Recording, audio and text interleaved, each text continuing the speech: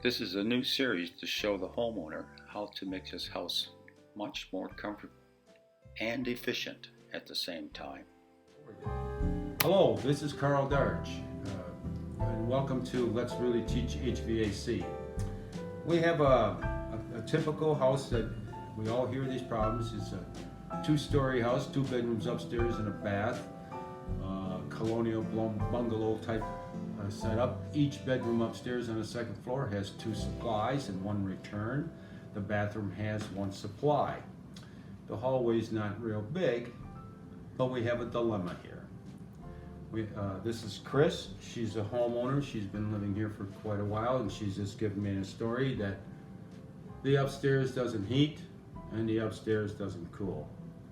I just did a general look at a bunch of things that you would normally look at. I went up into the attic and checked the insulation in the attic, and it seems to be quite adequate. It's quite deep, and it has a brand new ridge roof vent. The attic is not that large.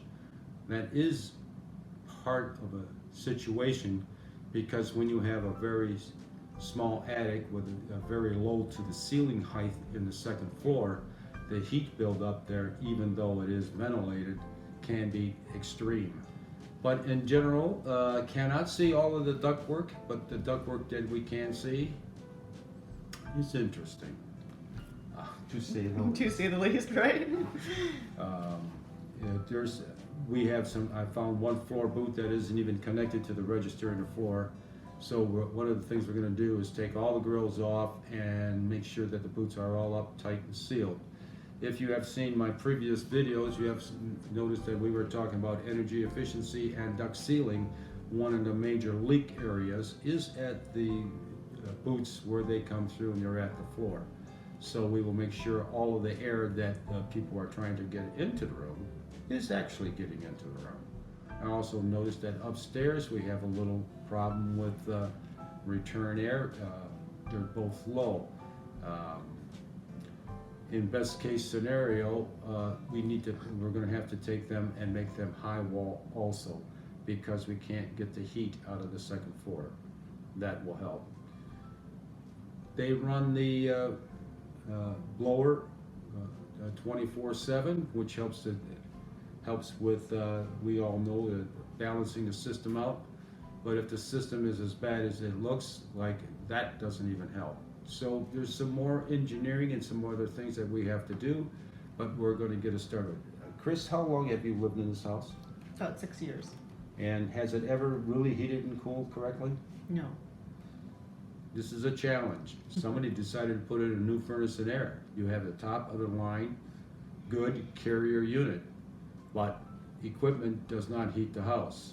The duct system does. So if the duct system is crappy, it will never heat and it will never cool. Until you fix the duct system, it does not matter what piece of equipment you put in there. You can pay $30 for it, or you can pay $3,000 for it. It will not heat the house if the duct system is not correct. This furnace, this is a Carrier. This is one of the better models. We have a ECM motor on here, and not the old crap. So that gives us something to work with. We do have a Carrier thermostat. We have a 2-stage burner, which is absolutely marvelous. This is going to make life a lot easier. It's a lot easier to control it when the unit is more variable, when the unit is adjustable, when you can do things with it, and this is a good unit to work with. So taking this on its basics, we got to be able to heat this house from this basement floor to the ceiling on the second floor, same temperature, and that's what we're going to do. No drain. This drain never gets connected to the other one, and they did it correct. They have an air gap. Like all furnace replacement companies, duct sealing was not on their agenda. And I think 2 things should be done if you ever replace a furnace. Number 1, seal all the ductwork you can get to. That means all of this stuff in the furnace room here, if that's all you can get to, you seal it. If you can get to all the whole basement, you seal it. That should be part of your bid. The second one is, and you do this to save your customer's life. you put in a carbon monoxide detector and smoke detector on every floor. Now there is no excuse. For about 25 bucks a piece, you can put them in on each floor. You add that to the price of your job. You are saving your customer's life. You're doing something that they should do, but you know they're not going to. It's part of your job. My lawsuits and the forensics that I do means that for 30 bucks, I could have saved some people's lives. And this happens all the time. So that's what you should do when you sell a piece of equipment. And then you will have your customers say to other people of what a great company you are. You are thinking of not only them, a good price, a system that works, but their safety of them and their family. Alright, here we are. We have a humidifier installed on the back side of the furnace. The bypass pipe goes all the way down and comes off the back side of the blower. The biggest problem with this whole little thing is it's extremely inconvenient for Paul to get back here to try and service this thing. Okay, here we are on our Jackson job where we have the second floor. It does not heat or cool very well. And we're starting here in the living room at the first supply area. This is in the front of the house. It's the first or last supply actually off the whole line. So we have the nice little plastic deflectors that we all know about. When we're done here, we won't need these. The register is in good shape. This is in the bottom. Now this was actually opened and the lovely wire was actually through this. So that tells us one thing. This is not connected. The boot does not come up through the floor. It's, let me show you here. We'll turn the light on.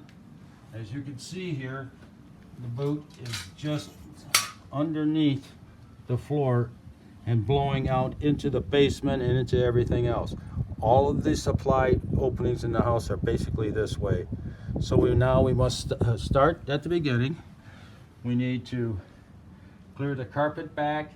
We need to pull the metal up, secure it to the floor space, and seal that. That's it.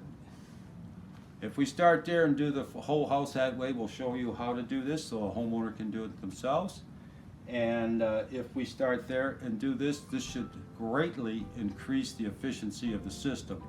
But that may not be the only thing we have to do. What we got here so far, what we're doing is we're bringing the boot up, okay? Now the boot had dropped down on the floor, so we pulled it up, and as you can see here, this boot is above the floor, and that's what I want to keep it, because I want to notch the corner eventually and bend it over. That will seal the opening without having to tape it all the way around. So that's what we're going to try. So we're going to get this up, nailed in place, and then we're going to bend it over after we clear the carpeting. Well, why don't we get something in there so we're not chasing it? Okay. It'll hold it in place. We can always pull it out if we need to. But that way we don't have to worry about it falling back down. And we can use it as a pivot.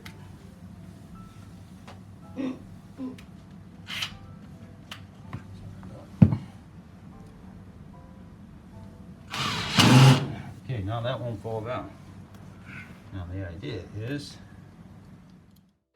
So here we go. The homeowner is actually using some tools, and I'm showing him how to bend the metal and get it up through the floor. And you grab it with the pliers. Now you have to use a screwdriver, and I actually have an old gasket scraper that we're using here too. It's a little broader on the end. And speed it up a little bit, but I show him here, crush the metal. Yeah, that's it. Clear the edges and then get it up. And you can, always beat the metal back in.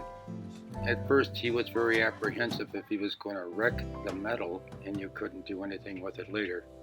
But that's not the case here. You don't have to worry about that.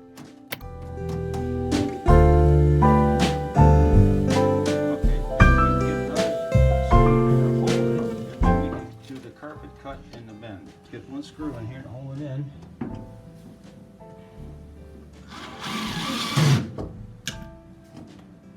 Okay, now we'll clear the carpet and then bang it. All right. Paul is doing this on his own. As you can see, he's cutting the carpet, but he's using one of those snap-off blade razors. As it turns out, he just did slip a little bit and needed a band-aid. And we also found out it would be better to use a standard razor knife and not one of the snap-off ones. So here he is doing the second hole. His finger is prepared and he stopped bleeding, and he gets much better at it as time goes on. He even uses the drill. The more you use the drill, the better you get at it. And by the end of the project, he got pretty good at it. So here we go, on with the next part of it. He goes from one hole to the next to the next. The floor does change. Here we are in the laundry room. Can't get too close to show you what he's doing, but you can see the broken register laying on the floor there. Another one that disintegrated. He pulled the booth up through the floor, but he's on ceramic tile, so the floor is much thicker. So here we're showing you how you start at the top. That's where you start with the tape. That way, when you put it across, you can keep your 1/4 inch to 3/8 of an inch pretty even across the top of that mark. When you press it down, the tape will stick and hold it. Now, because it's metal, you can make a nice clean fold and go right down from the floor right onto the booth, the malt booth itself. All of these booths have been cleaned out by Chris. You might have heard the vacuum cleaner in the background. She's there clearing them all out so the tape will stick. And the edges, again, good. Put them on there. And if you use good tape, when you buy good tape to begin with, you won't have a problem. You're only going to do this once. Voila. And that's what we like. We like voilas. Yes, not all. Okay, Paul took care of the rest of the openings, and now we're going to talk about return air. Return air up at the second floor, we know it's a catastrophe. We're going to have to do something with it, but we need some drills. But we want to put a return air in the basement, and we need to start to try and level the house out. So next time you come back, we're going to start in the basement, and we're going to connect an existing supply run that's there and add a return. This is going to be all part of the evening the temperature out. So next time we meet, we'll meet at Lowell's. And here, just to give you an idea of what we're dealing with on the second floor, I took some infrared pictures, and we're going to see the heat infiltration up in the second floor bedrooms. The areas between the knee wall and the upper ceiling is where it seems to be the hottest areas. Some places are so hot they just turn bright red. I'll try and give you an idea here. This is one side. We pan over. That's a TV set right there. And then I'm going to take a walk down this wall and give you a straight on view of exactly how much the heat is going on. That's a hot spot there. That's a lot of heat. Now as we get down closer to that window and get a straight on look at this wall, you will get an idea that right where the knee wall meets the roof line, we have a tremendous amount of heat loss. Heat gain, I should say. It's also a loss in the wintertime. Just like this is the other bedroom. That red spots the homeowner was telling me are frosty in the wintertime. On the inside, in the bedroom, this needs to be addressed. You can't heat or cool the outside with a furnace or air conditioning. Not that I know of. So we will start the next meeting at Lowell's. We're going to start there, and we're going to pick up the material that we need for this job. And the homeowner will now be using his own tools from now on. So as we talk, he's working on this project.